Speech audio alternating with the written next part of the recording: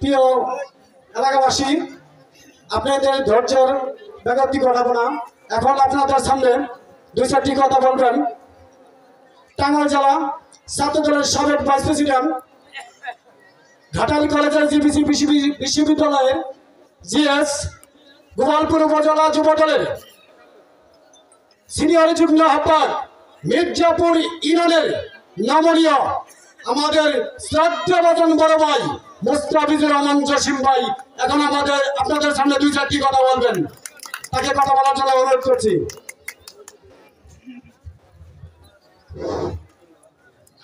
বিসমিল্লাহির রহমানির রহিম। বড় ভাই, আজকে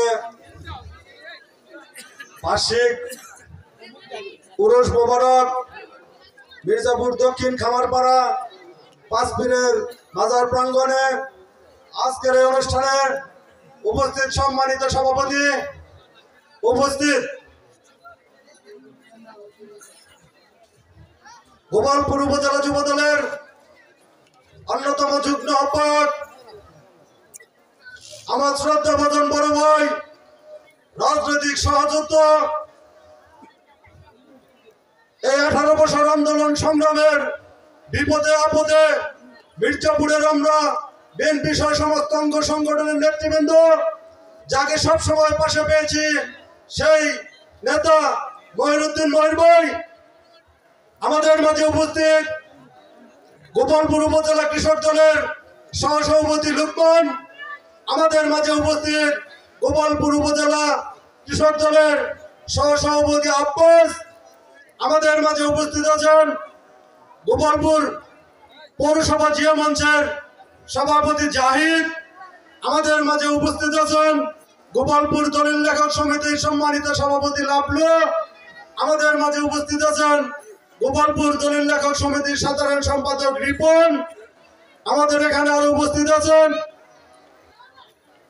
মির্জাপুর ইউনিয়ন বিএনপির সাবেক সেক্রেটারি আমার শ্রদ্ধাভাজন বড় ভাই, যাকে আমি গাডাল থেকে যখন আমার ইউনিয়নের রাজনীতি শুরু করি, গোপালপুরের রাজনীতি শুরু করি, এসে যাকে পেয়েছিলাম তার সার্বিক সহযোগিতা পেয়েছি, বিপদ আপদে পাশে পেয়েছি, ইউনিয়ন বিএনপি সাবেক সাধারণ সম্পাদক রফিক ভাই আমাদের মাঝে উপস্থিত, মির্জাপুর ইউনিয়ন যুব দলের আহ্বায়ক জলিল আমাদের মাঝে উপস্থিত, স্বেচ্ছাসেবক দলের আহ্বায়ক আজও, স্বেচ্ছাসেবক দলের সিনিয়র যুগ্ম আহ্বায়ক নয়ন, ইউনিয়ন যুব দলের সদস্য সচিব রজব, মির্জাপুর শিল্প বণিক সমিতির সাধারণ সম্পাদক জওয়ার আলী, এই ওয়ার্ডে জনগণের ভোটে নির্বাচিত হওয়ার পরেও যে ঘোষণা পায় নাই, অত্যন্ত পরিশ্রমী, আপনাদের প্রত্যেকটা মানুষের হৃদয়ে আছে যে আজকের এই অনুষ্ঠান আয়োজন করছে, তার মধ্যে নুরুল ইসলাম আমাদের মাঝে উপস্থিত আছেন, ইউনিয়ন বিএনপির সাবেক সহসভাপতি আমার বন্ধুবর জাভেদ, ইউনিয়ন যুব দলের যুগ্ম আহ্বায়ক মাজম, ফজলু সহ যারা আছেন,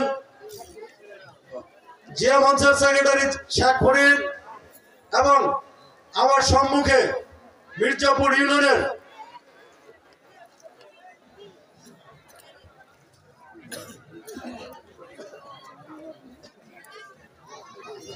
এখানে আমাদের মাঝে উপস্থিত আছেন আজকের অনুষ্ঠানের প্রধান বক্তা হযরত খাজা জুবায়ের আনসারী আল চিশতি সহ আজকে এই মাজারের এই অনুষ্ঠানের যারা ভক্তবৃন্দ আছেন, প্রত্যন্ত অঞ্চল থেকে আগত আপনাদের সবাইকে আমি আমার সংগঠন জাতীয়তাবাদী যুবদল গোপালপুর উপজেলা শাখার পক্ষ থেকে তথা আজকের অনুষ্ঠানের প্রধান অতিথি গোপালপুর ভবপুরের মা মাটি মানুষের নেতা জননেতা আব্দুল সালাম বিন্টু সাহেবের পক্ষ থেকে আপনাদের সবাইকে রক্তিম শুভেচ্ছা এবং সালাম জানাচ্ছি। আসসালামু আলাইকুম। আজকে দীর্ঘদিন পর 18 বছর পর 5ই আগস্টের ছাত্র জনতার গণ অভ্যুত্থানের পর এই দেশ নতুন করে স্বাধীন হয়েছে। আমরা একটা স্বাধীন দেশের নাগরিক 71-এর যুদ্ধের পর দেশ স্বাধীন হয়েছিল, কিন্তু তোর বাক স্বাধীনতা 18টি বছর এই হাসিনা সরকার সাধারণ মানুষের বাক স্বাধীনতা হরণ করে নিয়েছিল। আমরা কোন মাজারে অনুষ্ঠানে অংশগ্রহণ করতে পারি নাই। আমাদের আলেম ওলামাগণ দেশে কোনো জায়গায় সভা সমাবেশ করতে পারে নাই। আমরা গণতান্ত্রিক অধিকার এর জন্য আন্দোলন সংগ্রাম ন্যায্য কথা বলতে পারি নাই। এই দেশের সাধারণ মানুষ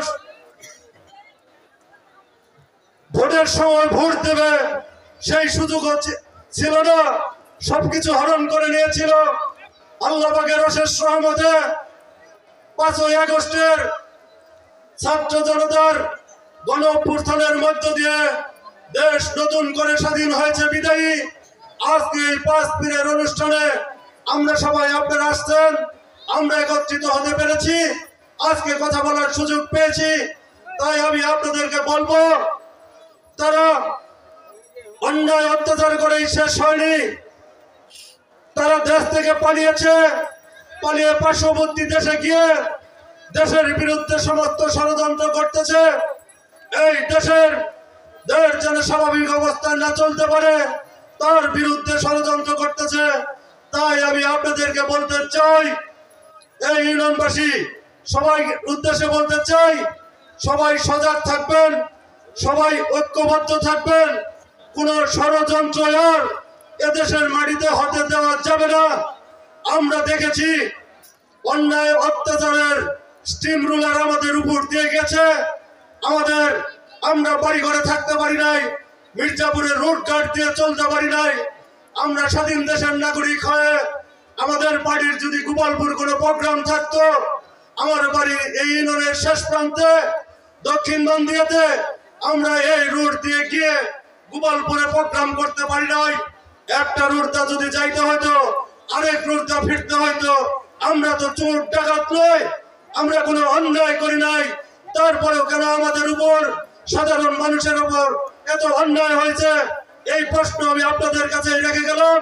তাই আগামী জাতীয় সংসদ নির্বাচনে আমাদের জননেতা আব্দুল সালাম পিন্টু সাহেব একজন ভালো মানুষ। সে অন্যায়ভাবে 18টি বছর জেল কেটেছে, নির্দোষ প্রমাণ হয়ে মামলা থেকে খালাস পেয়েছে। খুব তাড়াতাড়ি আমাদের মাঝে গোপালপুরে প্রোগ্রাম এসে উপস্থিত হবে। সামনে জাতীয় সংসদ নির্বাচনে আপনারা সবাই ঐক্যবদ্ধ থেকে আমার নেতা, আপনাদের নেতা জননেতা আব্দুল সালাম পিন্টু সাহেবকে গোপালপুরে সারা বাংলাদেশের 300টি আসনের মধ্যে সর্বোচ্চ ভোট দিয়ে এমপি বানাবেন, এই আশাবাদ ব্যক্ত করে আর আজকে এই মাজারের প্রতি বলতে চাই, আমি এর আগে কোনোদিন এই মাজারে আসি নাই। আজকে এসে দেখলাম মাজারের কি অবস্থা। আমি আপনাদেরকে প্রতিশ্রুতি দিচ্ছি, আমার জননেতা আব্দুল সালাম পিন্টু সাহেব এখানে আসার কথা ছিল, আসে নাই। তার সাথে কথা বলে, আমার আরেক নেতা সুলতান সালাউদ্দিন টুকু সাহেবের সাথে কথা বলে এই মাজার উন্নয়নের জন্য গোপালপুর থানায় আরো মাজার আছে, যে কয়টা মাজার আছে তার সাথে অত্যাধুনিক এবং এটা জানি রোল মডেল হিসেবে আজকের অনুষ্ঠানের জন্য যারা এই অনুষ্ঠান আয়োজন করেছেন, জলিল, রজব, ইসলাম মেম্বার, এদের প্রতি কৃতজ্ঞতা জানাই।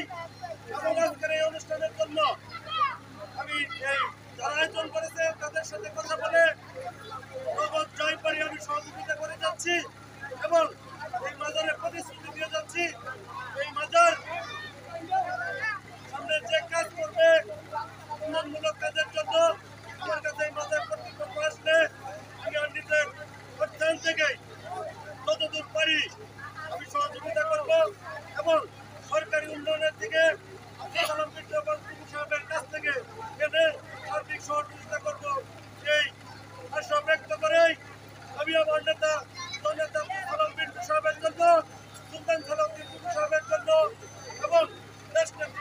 মূল্য দিয়ে দেশের বাইরে চিকিৎসাধীন অবস্থায় আছে তার জন্য